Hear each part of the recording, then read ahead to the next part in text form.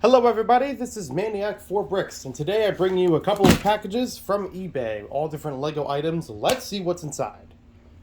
This envelope is actually larger than it has to be for the item that's in there. It's not going to be as big an item, but a unique item nonetheless. Because we have a BIONICLE spinner from LEGOLand California. This is an item that is not currently inventoried on BrickLink. It does not have a category, a number that I'm aware of, and it's sealed too.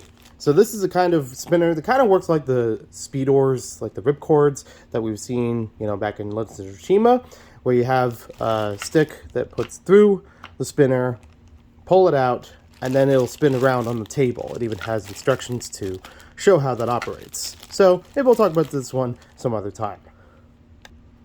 Our next item in here, very well bubble wrapped, is... Ooh, it's even more bubble wrap than that. This is something I've actually wanted for a very long time, and I'm very excited to have it now. I actually want it for just one piece in there, and it actually was less expensive to buy this whole thing than to buy the single piece. That's how crazy this thing has been over the years. This is the LEGO Pirates 2009 coin bank. Oh yeah. Very, very cool. It does have the lock missing, if I remember correctly, or the key to the lock is missing, but I could find that sometime later. Not a pivotal thing. It also has a few parts missing that go along the top of the model, as well as a minifigure, but those are parts I could easily get from my collection. It's not anything exclusive to this thing. So, this was the cheapest listing that was on eBay, and there weren't a lot of listings, so I was afraid this would disappear pretty quickly if I didn't jump on it. So the idea of this thing, they actually had a couple of coin banks like this around the turn of the 2010, 2009, 2010 or so. And basically each of them had this box shape to it. Pharaoh's Quest had one, Fantasy Era Castle had one. The idea is that you would have this little knob that you would build on each side. There were a couple other mechanisms inside of it to build and things to build on top of it. And the idea was that as you put coins on top of here, you would turn the mechanism on the side. Something would come out, grab the coin, and move it inside of the container. And you also saw a little bit of what that item is. Yes, the glow-in-the-dark octopus. This is a stupidly expensive piece. Even back a couple years ago, I had a hard time buying this one. It was usually going somewhere over $50 usually. So having it here was way better than trying to buy it on its own from BrickLink. I actually wanted this one at first to complete the deep sea quest from Agents, because that also has a glow-in-the-dark octopus in it. But I also do like pirates, and I thought this was a novel pirate merchandise item that also has a build to it, so might as well have that as well. And you can see how that mechanism works inside of here. Basic crank mechanism, but very solid build. So I do like that. And if I understand correctly, yeah, okay, these are not glued together. That's good, because I would want to use this octopus on its own. Uh-oh. This piece feels really stuck in here. I hope it's not glued on. These pieces can come off. Live reaction. Yeah, this blue 2x3 plate feels very tight on here. So I don't know if it can exactly come off of it. I would have to look as to see if that always happened with the coin banks themselves.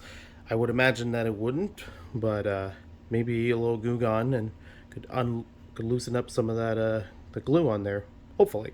But either way, even if it is still on there, still looks very good as its own animal piece. Very cool glow-in-the-dark octopus that, like I said, it was only in 2 sets, this being one of them. And that's part of the reason why this thing is driven up in price, because that octopus itself is highly covetable. There's also a back compartment that can open up so you can get to the coins when it's all said and done. I just slide this part open. One of these things will do it. And what do you know?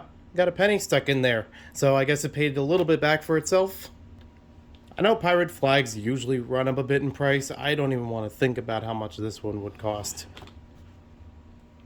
And for our last package, it's got a whole bunch of grocery bags to tie it all together. But this is an item I never thought I would get to have in person. I've always wanted this kind of thing. I didn't even know for a long time this existed as a piece of Lego merchandise. And then I saw it a couple years ago in like scans of the Lego magazine online, and I'm like, that's so cool. Even though there's no adult size version of it currently, I think there should be. That would be a great Lego Insider or Lego VIP reward if that was a thing. But as a kid one, hey, I would love this as a kid. So here, I'll move this box out of the way, is a jean jacket with Lego Maniac on it. That's wonderful. I would love to try to get a custom one myself. This feels very much like the one in the classic 80s Lego Maniac commercial. You know, Zach the Lego Maniac. This is fantastic. But it even gets better because you have all these very cool sewn-on patches across the sides of it with the Lego logo towards the bottom, Maniac on the pocket, Pirates in space, you got Blacktron, you got standard pirates in there. Yeah, very cool. Denim jacket. So I believe there's 2 different kinds of this. I believe I've seen another kind out there somewhere. It is created specifically by SR Gent in the US. It says it's a size 7, 100% cotton, made in Indonesia.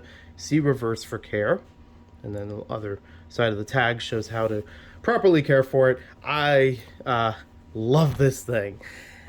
When or if I have a kid, this would definitely be a thing that I think they would enjoy wearing. Hopefully they're not sick of me and my Lego hobby by that point. But this is so cool. There's nothing on the sleeves, in case you're wondering. They're standard denim sleeves. I don't know if this has had any kind of wear as far as coloration over time. I see a little bit of brown streaks here, so maybe I'll need to do a little clean with it.